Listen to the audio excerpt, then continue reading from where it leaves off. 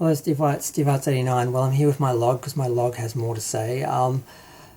Looking at Twin Peaks: The Return versus Twin Peaks Season 3, which is what we were promised, and did The Return hold up and stand up to that? Yes and no.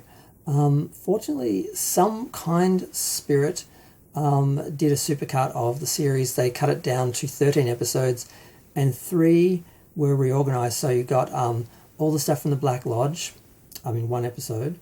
All the stuff sort of setting up Dougie, but not all the time with Dougie, as another episode about 42 minutes.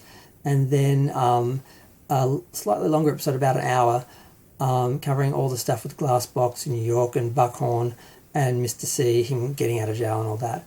And that's 3 episodes. And then the rest of the series was sort of edited into 10 episodes, around 45-50 minutes each, just on the Twin Peaks characters, the sheriff's department, the characters we're familiar with, the ones that were related to those stories, cutting out all the fat, basically. And it gave me a new perspective of the series, and I realised there is a Twin Peaks Season 3 in there somewhere. Inside of the David Lynch film in 18 chapters, there is a Twin Peaks Season 3 in there somewhere. And it's a little disappointing because of the approach, but it is there. So I have a new appreciation, because what originally they proposed, which is what I would have liked to have seen, they sold the series based on the fan community, because like most franchises that's lasted decades or generations, you unfortunately end up sometimes with divisions. And with Twin Peaks, there was the original series fans and then the David Lynch film fans. And as much as the original series fans appreciated what David Lynch brought to the series, they were more interested in a Mark Frost-driven TV series, like very much just a 3rd season of Twin Peaks, which is what we promised, which is what the studios were interested in, because they were going through this big revival trend with streaming and everything and binge watching, and a lot of shows are being brought back, and they wanted to bring back Twin Peaks, and they got the funding to do Twin Peaks Season 3, but ultimately Lynch got creative control and just made a film in 18 chapters, which is what he wanted to do. So he wrote it like one long film, he filmed it like one long film, and the idea was it was going to be edited in 18 parts, 18 chapters, and delivered to the studio that way to be shown. That was sort of the compromise that they made. And it was very disappointing at the time, because what Lynch wanted to do, because I think what they originally were going to do was the Twin Peaks was kind of going to stay the same and be stuck sort of in time in a way, in a magical sort of way. And a new person, Tamara Preston, was going to go in and try and work out what happened to Agent Cooper, and she would then be introduced to the town in the same way Dale Cooper was.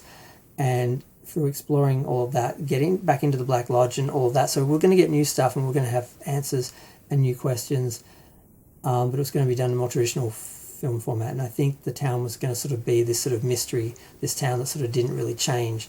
Whereas what Lynch saw was he wanted to show what America is now, because his idea of America was what's underneath this image of America and Middle America.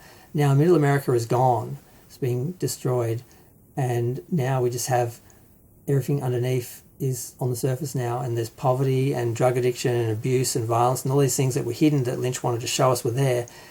We all see it now, it's just there. And that's not very appealing or interesting. It's more like a documentary in some ways than an escape to a place wonderful and strange. But fortunately, someone did this supercut, and when they condensed it down, there is still Twin Peaks there, and there is some wonderful and strange there. So I did manage to appreciate it more, and now seeing it, I might be able to watch the whole series in 18 parts and still see the value, because I know it's there. But after I watched this series the first time, week to week, I was disappointed, I felt betrayed, and I didn't really go back. I bought the DVDs and the Blu-rays, but I just watched a few scenes in the ending. I think I didn't really watch it again. And I'm able to watch it this way now, in this new sort of edit. And like I said, I could probably even watch the original format. Now I sort of know what to look for and where it is. So I think, so as a David Lynch project, it had artistic integrity. It made the Lynch fans very happy. As Twin Peaks Season 3, it kind of failed to deliver, mostly because of how it was delivered, and also because it did something fans didn't really want, which was to have Twin Peaks sort of change and turn into, just become like the rest of the towns in America, like it is now. where, like I said, Middle America is gone, that illusion is gone, and now we see everything that was underneath is now on the surface, and it's all ugly. And I get why Lynch wanted to show that, but he just revels in that for long periods with new characters and scenes that just go on and on and on. And when you remove all those and you see sort of more of what's underneath it, it's easier to watch. So it's interesting. So on one level it failed, on another level it didn't. For one lot of fans it did, another lot of fans it didn't. And you can view it how you want. So I found a way to view this, which gives me some of what I was hoping for. But I'm going to go. Feel free to share, like, comment, subscribe. Let me know what you think of Twin Peaks The Return versus Twin Peaks Season 3, how it was delivered, how it was received, and was it successful? Like the rest of Lynch's stuff, you can sort of decide for yourself.